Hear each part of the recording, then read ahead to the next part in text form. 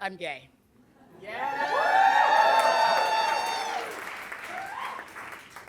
My mom and dad looked at each other and then looked back at me. And my dad said, well, I guess it's time to get to the airport. You see, they had been visiting me to help me move into my new apartment. And it was our last day, and I figured this was the time to come out.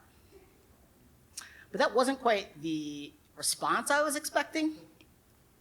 See, my dad has opinions about everything and everyone.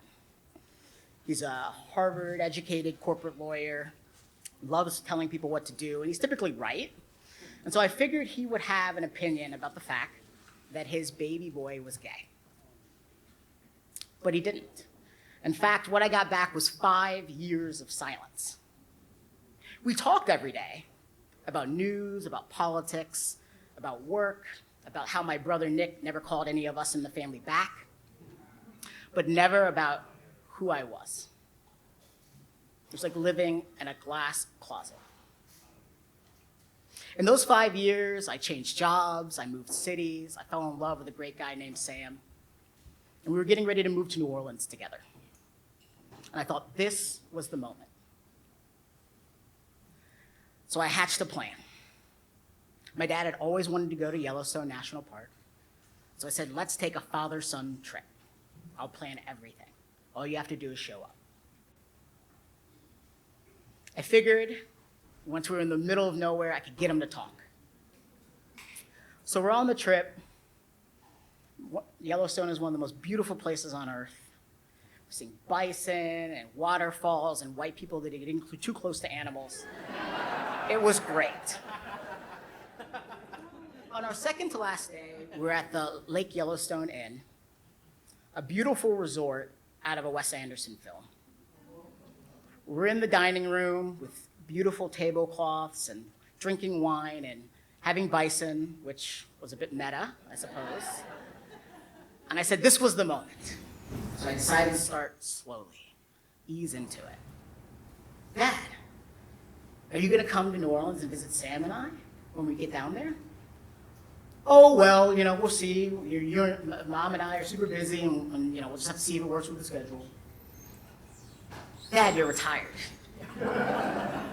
And you don't have any problems visiting Nick and Nina and your grandkids in Atlanta. Certainly you can take a stop by New Orleans. Oh, we'll see. Okay. Do you not like New Orleans? We can meet you somewhere else. You can come to Michigan. You can go to Florida, whatever you want. Oh no, I love New Orleans. I went there when I was younger. Bourbon Street's amazing. Commander's Palace is my favorite restaurant. Do you not want to come because I'm gay? He looked down. He looked back up. And he said, Chris, your mom and I just don't know how to handle the fact that you're not in a normal relationship. I think he said something else, but I shoved away from the table and ran out of the dining room. A few minutes after that, he came out. We got into our rental car, and we sat there in silence. He looked over at me and he said, I'm sorry. Your mom and I are just still trying to figure all of this out. He said, I want you to understand that we had this idea that you and your brother, your wives and your kids would all be around the table.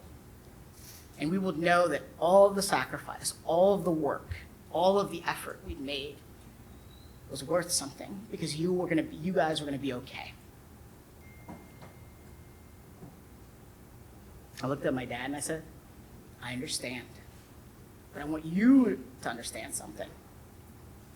When I came out to you 5 years ago, it was because I was ready to live in a world without parents, to never talk to you again, to only get silence from you.